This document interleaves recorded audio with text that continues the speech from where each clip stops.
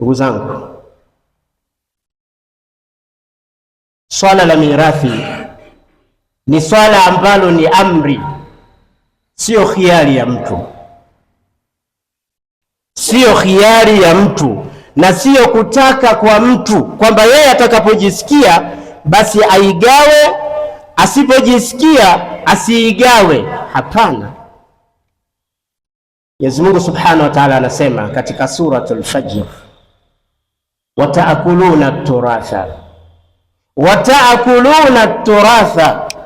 aklan lamma watuhibbuna almala hubban jamma kalla idha dukkatil ardu dakkan dakka wajaa rabbuka wal malaku saffan saffa wajia yawma idhin bijahannam yawma idhin yatadhakkaru al-insanu wa anna lahu dhikra. Wataakuluna turatha, na mnakula mali ya mirathi. Wewe umepewa uwakili, wewe ndio msimamizi wa mirathi, unakula ile mali ya mirathi. Wala tubali, wala hujali, wala takhafu, wala huogopi, wala tufakiru, wala hufikiri. Wataakuluna turatha, unakula mali ya mirathi aklan lamma, ulaji wa kupupia, ulaji wa kupupia. Kila unachokiona katika mali hiyo ya mirathi umetoa, umetununua. Kila unachokiona umetoa, umepeleka. Umesahau hiyo mali ni mali ya mirathi. Laisa haquka, sio haki yako peke yako. Ndugu zangu, mali ya mirathi ni mali ambayo inawahusu warithi wote. Kwa hiyo kwa jambo lolote litakalohusika katika mali hiyo lazima washirikishwe warithi wote, kwa sababu wote ni wenye mali, wote ni wastahiki. Lakini wewe kwa sababu ni msimamizi, ukaona kwa sababu ya usimamizi wako ukatumia unavyotaka, hiyo ni dhulma, hiyo ni dhulma. Na dhulma madhambi yake ni makubwa, madhambi yake ni makubwa mbele ya Allah Subhanahu wa Ta'ala, kwa sababu unakula mali ya warithi wenzio ambao nao pia wameitwa mayatima baada ya kuwa baba yao ameondoka, amekufa, akawaachia mali hiyo. Wewe unakula, unatumia unavyotaka pasina kuwashirikisha wenzio. Mwenyezi Mungu anasema, innal ladhina yakuluna amwala liyatama dhulma, hakika ya yule anayekula mali za mayatima, mali za warithi, anakula kwa njia ya dhulma. Anakula chake, anakula na vya wenzie wote. Mwenyezi Mungu anasema, innama yakuluna, hakika hao wanakula, wanachokula hicho wanaona kama wanakula mali, wanaona kama wanatumia mali, wanatumia fedha. Lakini Mwenyezi Mungu anasema, yakuluna fi butunihim nara, wanakula, wanatia katika matumbo yao moto. Kila atakachotoa shilingi moja ambayo inawahusika, inawarithi wengine, ametoa moto, anaingiza katika tumbo lake. Wasayaslawna sa'ira, na ataingia ndani ya motoni. Anakula moto na ataingia ndani ya moto huo siku ya Kiyama. Ndugu zangu, hebu tuangalie, wengi tunayafanya haya. Anakufa mtu, ameacha mali yake maskini, mmoja ndio kapatikana, yeye ndiye mkubwa au yeye ndiye msimamizi. Ile mali namna anavyoifuja, ile mali namna anavyoitumia, ile mali namna anavyoimaliza, watu wanalalamika huku chini, warithi. Tumesikia kesi ngapi, malalamiko mangapi, mzee wetu amekufa, ametuachia viwanja, lakini kaka yetu mkubwa, msimamizi wa mirathi, ameuza viwanja vyote, na kila anapouza anatumia yeye. Utakuta kila familia amejaa haya matatizo. Kila katika jamii kuna matatizo kama haya. Yule ambaye amepewa mamlaka ya kuwa yeye ndio wakili, yeye ndio msimamizi, anatumia hizo mali namna anavyotaka yeye, pasina kuwashirikisha ndugu zake. Amesahau kwamba hawa nao ni wahusika, hawa nao ni warithi katika mali hiyo. Ndugu zangu, mali ya mirathi haifai wala haijuzu kufanya jambo lolote katika mali hiyo pasina kuwashirikisha warithi wengine wanaostahiki katika mali hiyo. Na hata liwe jambo la kheri, hata liwe jambo la kheri, mali ya mirathi, wewe msimamizi ukasema mimi natoa hii, napeleka sadaka msikitini, ni kosa hilo. Hiyo ni dhulma hiyo. Wewe utaona umefanya kheri, lakini kumbe kheri hiyo ni dhulma, huna chochote mbele ya Allah subhanahu wa ta'ala, na utaulizwa hicho ulichokitoa umetoa kwa kushirikiana na nani. Watakwambia wenzio, mimi sikukubali, sikutoa ushauri, sikuridhia.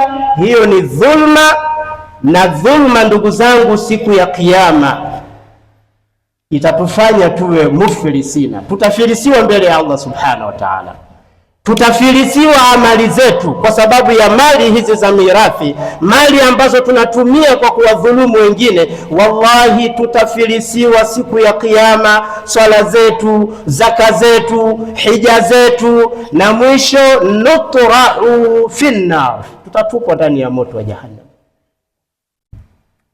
Ndugu zangu, nakuhusieni ihdhar,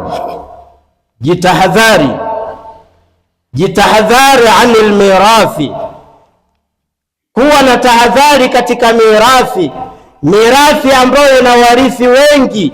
Wewe kwa sababu ni msimamizi, uwe na tahadhari juu ya mali hiyo. Utakuja kuulizwa mbele ya Allah subhanahu wa ta'ala, na utaadhibiwa mbele ya Allah subhanahu wa ta'ala, kwa sababu hiyo ni dhulma, umewadhulumu ndugu zako.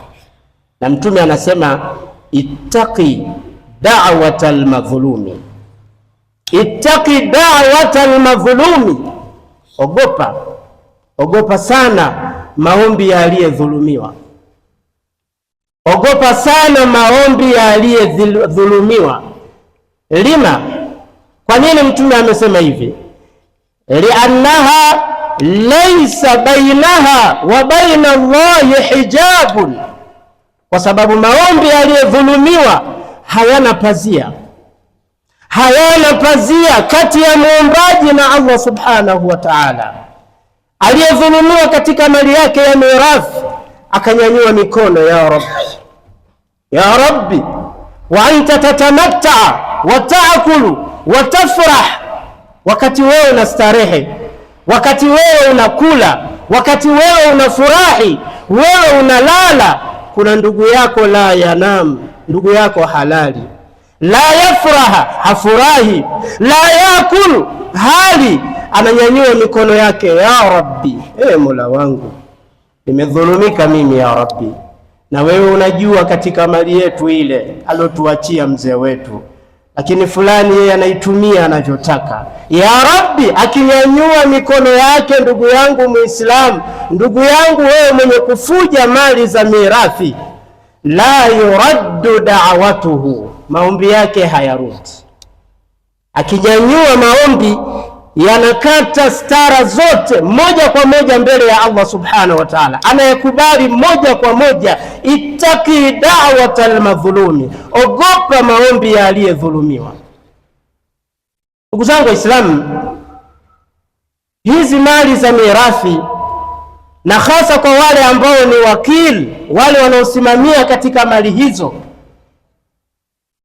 hawataki kutekeleza haki katika mali hizo, hawataki kufanya uadilifu katika mali hizo. Kumbe katika mali hiyo, chochote unachokifanya wewe, basi na mwenzio yule ambaye yupo katika mirathi anatakiwa afanye hicho.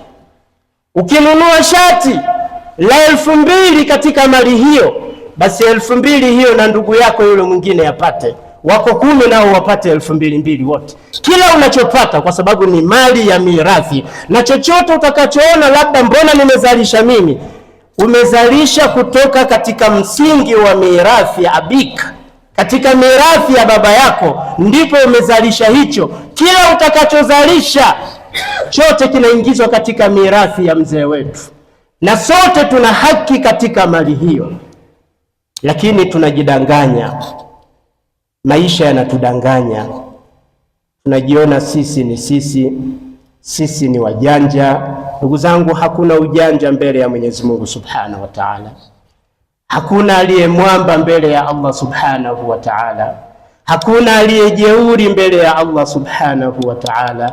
Sifa zote za umwamba, sifa zote za ujeuri, za kibri ni sifa za Allah Subhanahu wa Ta'ala. Kwa hiyo hakuna miongoni mwetu ambaye atajipamba kwa sifa hizo, akajipamba kisha akawanyanyasa wenzie, kisha akawaumiza wenzie. Akumbuke awwal ma yasqutu ba'da mautihi, akumbuke atakapokufa. Akishakufa pamoja na umwamba wake, pamoja na ubabe wake, pamoja na kujiona kwake, awwal ma yasqutu, jambo la kwanza litakalodondoka baada ya kufa kwake, ismuhu, jina lake. Alikuwa anaitwa Salim, amekwisha kufa. Ndio maana utasikia pale hospitali wanasema fa aina aljutha, fa aina aljutha walaysa fa aina Salim. Watasema mwili uko wapi? Umewekwa mochwari, umetolewa, jina ndio la kwanza linadondoka. Wakisha uchukua mwili wanakwenda nao nyumbani, wakakutia ndani ya jeneza. Wakifika msikitini, qaribul janaza, sogezeni jeneza. Hatusemi tena msogezeni Salim, jina limekwisha ondoka. Wakisha kupeleka makaburini, wakaingia watu ndani ya mwanandani, wanataka kukupokea, wanasema atil mayit, leteni maiti. Hawezi kusema ati Salim, leteni Salim. Jina limekwisha dondoka, umwamba umekwisha ondoka, jeuri imekwisha ondoka. Ndugu zangu, tuna nini sisi katika kutekeleza yale ambayo Mwenyezi Mungu Subhanahu wa Ta'ala ametuamrisha, na hasa katika kusimamia amwala almirath? Ndugu zangu, kwa wale ambao ni wasimamizi wa mirathi, wajitahadhari sana kabla fawatil awan, kabla ya muda kumalizika. Wajitahadhari, wasimamie haki katika mali hiyo, kila mmoja apate haki yake. Kama hakuna uadilifu, inna Allaha ya'murukum, Mwenyezi Mungu anakuamrisheni, hii ni amri, an tuaddu al-amanati ila ahliha, kila mmoja asimamie, arejeshe, agawie, kila mmoja apate fungu lake kama vile ambavyo Mwenyezi Mungu Subhanahu wa Ta'ala amepanga. Kama mtakubaliana kwamba tusigawane, basi kuwe na uadilifu ndani yake, lisitumike jambo lolote katika mali hiyo isipokuwa kwa kushirikishana. Tukienda kinyume, tuelewe tunafanya dhulma, na kama tunafanya dhulma tutakutana mbele ya Allah Subhanahu wa Ta'ala. Swala zetu hazitatufaa, zaka zetu hazitatufaa, wala hija zetu hazitatufaa. Hizo mali za mirathi zinatufanya tunakuwa maadui, ndugu kwa ndugu, tunakuwa maadui kwa sababu ya mirathi, mali ambayo siyo yetu, mali ambayo intakala min abina, imehama kutoka kwa baba yetu ikaja kwetu sisi. Inatufanya mali hii tunagombana, mali hii inatufanya hatusemeshani, mali hii inatufanya tunauana. Ndugu zangu, mali Mtume sallallahu alaihi wasallam anasema laisa min malin, hakuna mali yoyote mwanadamu anayesema mali yangu, mali yangu. Kuna chochote wewe katika mali yako illa ma akalta wa afnait, isipokuwa mali yako wewe ni ile uliyokwisha ila, umekwisha ila na ukaimaliza. Hii ndio mali yako, hii ndio mali yako. Iliyobakia siyo yako. Unaweza ukafa wakati wowote, wakagawana watu wengine, wakarithi wengine, wakachukua wengine, au sio kufa, inaweza ikatokea lolote, mali yako ikapotea yote. Kwa hiyo ya kwako wewe ni ile ambayo umekwisha ila na ukaimaliza. Hauna chochote wewe katika hicho unachokimiliki, iwe ni mavazi, iwe ni gari, iwe chochote. Usiseme la kwangu, sio lako hilo. Chako wewe ni kile malabista, kile ambacho umekivaa, umekwisha kitumia. Kama ni gari limekwisha kuwa scraper, hili ndio gari lako wewe, lakini ambalo bado unaliendesha leo na funguo unazo, sio lako. Unaweza ukafa wakati wowote, wakachukua wengine, wakarithiwa wengine, au likatokea lolote katika gari lako hilo likawa halipo tena. Mali yako wewe Muislamu ni ile ambayo masadakta, ni ile ambayo umeitolea sadaka, wa amdait, ulioitolea sadaka na unasubiri malipo mbele ya Allah subhanahu wa ta'ala. Hii ndio mali yako. Kwa hiyo vingine vyote huna chochote wewe mwanadamu. Kwa hiyo isikughurishe, isikudanganye mali hiyo ukashindwa kusimamia haki ya Allah subhanahu wa ta'ala. Tunamwomba Mwenyezi Mungu subhanahu wa ta'ala atujalie mimman yastami'una alqawla fayattabi'una ahsana. Allahumma ighfir lilmu'minina walmu'minat walmuslimina walmuslimat alahya'i minhum walamwat. ربنا إنك قريب مجيب الدعوات يا قاضي الحاجات يا كافي المهمات. اللهم أعز الإسلام والمسلمين، اللهم أذل الشرك والمشركين، اللهم ألف بيننا، اللهم ألف بين قلوبنا وأصلح ذات بيننا برحمتك يا أرحم الراحمين. وصلى الله على نبينا محمد وآله وصحبه وسلم.